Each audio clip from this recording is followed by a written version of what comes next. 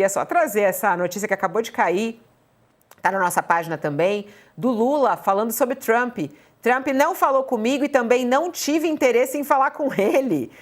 O presidente Lula concedeu uma entrevista agora pela manhã à revista norte-americana, The New Yorker, em que ele reforça que não haverá reciprocidade nas tarifas impostas pelo governo Donald Trump, mas que antes tentará resolver o assunto por via diplomática.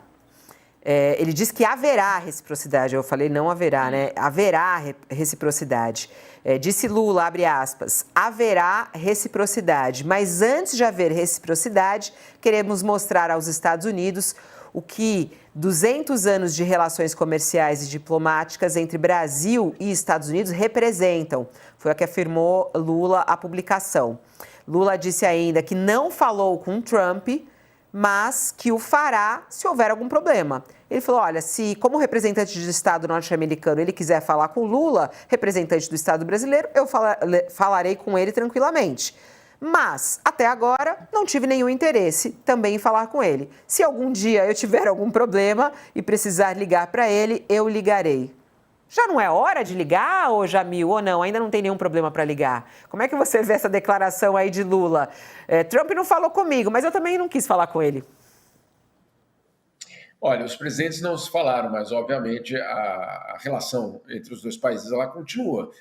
Tivemos aí, por exemplo, na semana passada, ainda nessa semana, o Haddad com o secretário do Tesouro americano na Califórnia. Então, obviamente, os governos estão se falando. O próprio Mauro Vieira teve, se eu não me engano, 2 conversas com o representante de comércio dos Estados Unidos. Agora, dito isso, é muito pouco. É muito pouco para dois dos principais países do hemisfério ocidental. O governo Trump ainda não designou um embaixador para o Brasil. Isso também é um sinal preocupante. É também preocupante o fato de que talvez tenha levado mais tempo do que se esperava para a embaixada brasileira em Washington conseguir canais reais de comunicação com com a própria Casa Branca, não só com os ministérios, mas com a Casa Branca. Ou seja, não é uma relação fluida. Não é uma relação que existia, por exemplo, no governo Biden, muito pelo contrário. Então, há, obviamente, um problema sério nessa comunicação. São vários os presidentes que, obviamente, já falaram, mas do lado do Brasil há um posicionamento, eu diria, muito claro. Também precisa haver um interesse americano. E, acima de tudo, precisa ter o que falar. Né?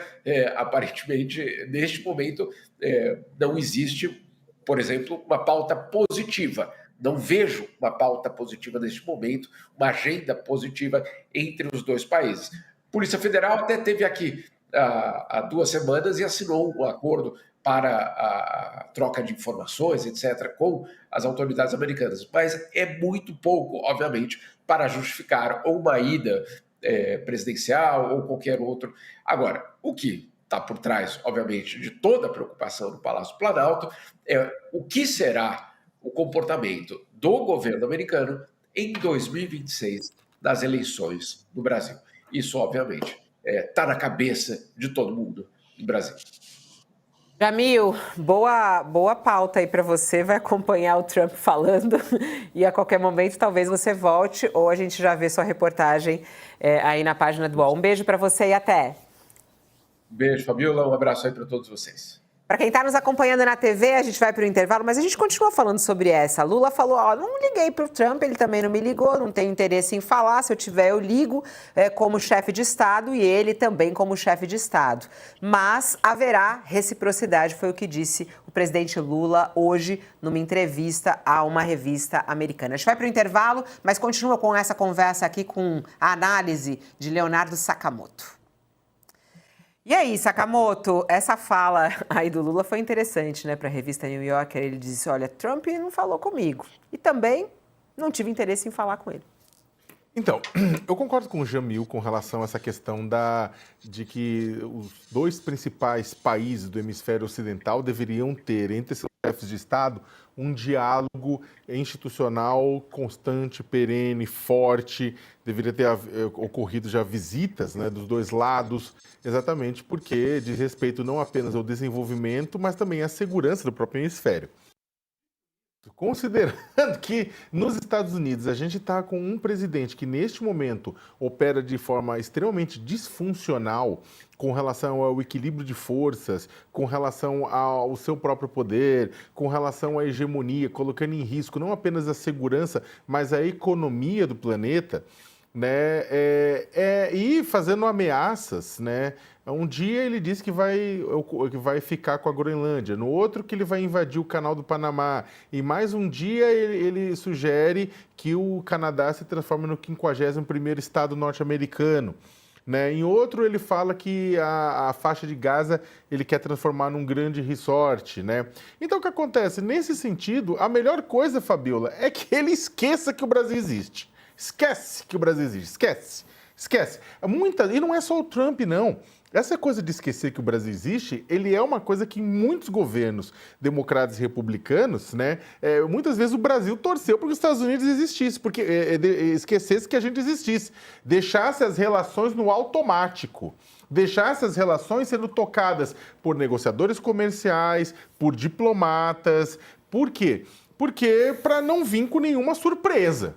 Né? Para o Brasil não interessa surpresa. O Brasil quer desenvolvimento econômico, quer paz, não quer encheção de paciência. Então a melhor coisa é, ótimo, o presidente Lula falou, não me procurou, não procurei ele, tal, tá ótimo, tá tudo bem. Deixa a política internacional com Itamaraty, deixa as relações com Itamaraty, deixa com os diplomatas norte-americanos também do Departamento de Estado, é a melhor coisa que tem a fazer. O Brasil foi taxado em 10%, né, uma taxa que é o piso, né, exatamente por quê? Porque a gente tem olhos bonitos e ele está apaixonado pelos seus olhos? Não, mas porque os Estados Unidos é superavitário com relação ao Brasil. Então, é ainda assim alto? É desnecessariamente alto, né? Estados como São Paulo e outros estados estão saindo prejudicados com isso, né? Então, é claro que o Brasil tem que dialogar com os Estados Unidos para abaixar isso, melhorar essa relação, mas isso tem que ser feito no nível técnico. Neste momento, Fabiola, a discussão política, o Brasil não pode servir como espantalho para a tentativa de Trump de causar barulho e criar fumaça nas relações internacionais. Estamos de volta para quem está nos acompanhando na TV também agora, e as pessoas estão comentando aqui sobre essa declaração do presidente Lula de dizer, olha, o Trump não falou comigo, mas eu também não quis falar com ele, né? Mostrando aí que tá aí e vai ter reciprocidade. Aí o pessoal está escrevendo aqui no chat, é engraçado. O Lula tá lá com o pessoal da paz na Rússia. Tá tudo tranquilo, né, ô Josias? A gente tá em paz, só esperando o novo Papa. Tá na Rússia, o Lula, falando que o Trump não ligou para ele, mas ele também não quis ligar para ele. É assim mesmo? Quer dizer, a gente não tá ligando muito lá para os Estados Unidos, não tá muito preocupado, tem que se preocupar, não tem que ligar, não tem. Lula tá certo? Essa declaração de Lula ajuda ou não nessa relação com os Estados Unidos, Josias? Essa relação não é nem verdadeira, Fabiola. Não é fato que o Lula não tenha manifestado o desejo de conversar com o Trump. Ele teve esse desejo. A diplomacia, no início da gestão, dessa segunda gestão do Trump, fez uma aproximação, foram feitos contatos em Washington. Ocorre que nenhum presidente quer telefonar para o outro para não ser atendido. Então, não houve a segurança de que o Trump responderia positivamente a um chamado do Lula. Então, não havendo receptividade, não faria sentido o Lula telefonar. Mas o Lula teve o cuidado de manter desobstruídos os canais de negociação. O Alckmin entrou nas negociações comerciais, o Itamaraty também, o Haddad esteve agora, Fernando Haddad, ministro da Fazenda, esteve nos Estados Unidos, participou de negociações bilaterais. Então, os canais estão desobstruídos. Agora, a falta de diálogo entre o Lula e o Trump é uma anomalia que não serve ao interesse do Brasil e dos Estados Unidos, não serve a nenhum dos dois países. Esses países, o Brasil e os Estados Unidos, eles têm interesses recíprocos que não ornam com essa ideologização do relacionamento entre os presidentes. Agora, o Lula, nesse momento, Fabiola, está fazendo um aceno para o Donald Trump, lá com a presença dele na Rússia. Aliás, o Lula já tinha feito há 2 meses declarações elogiosas ao Trump, disse que o Trump estava no caminho certo ao discutir a paz na Ucrânia. Foi um raro elogio do Lula ao Trump. Ocorre que a paz que interessa ao Trump na Ucrânia não interessa nem aos ucranianos. O Zelensky, por exemplo, o presidente da Ucrânia, está de nariz torcido para esse tipo de paz sugerida pelo Trump, porque implicaria na cessão de território da Ucrânia para a Rússia. Território que foi invadido seria cedido graciosamente para que essa paz idealizada por Trump fosse obtida. Agora, está lá na Rússia agora o Lula. Foi para lá a pretexto de participar da celebração, uma celebração cívico-militar promovida pelo Putin, do Dia da Vitória. Marca lá o 80º ano do triunfo sobre a Alemanha nazista na Segunda Guerra, vai haver o desfile militar, e o Lula está lá. O Lula transformou a democracia brasileira num adorno de uma festa que é testemunhada por ditadores, está lá o Nicolás Maduro, da Venezuela, está lá o Miguel Canel, de Cuba, está lá o ditador da China, o Xi Jinping, e o Lula foi para essa, não precisava ir, a Índia convidada não foi, então não dá nem para dizer que não, isso daqui é uma concessão que se faz a um parceiro, a Rússia está no BRICS, nós estamos presidindo esse ano o BRICS, então é uma concessão que o Lula faz. Não tem nada disso, é uma concessão que ele faz ao Putin. Aliás, o Zelensky ficou irritadíssimo com isso, convidou, inclusive, por meio da embaixada, o Lula, já que vai para Moscou, por que não passa aqui também, na Ucrânia? Né? Então, é uma visita desnecessária e, na prática, o Lula, com essa visita, ele se aproxima, neste ponto específico, na questão ucraniana, se aproxima do Trump.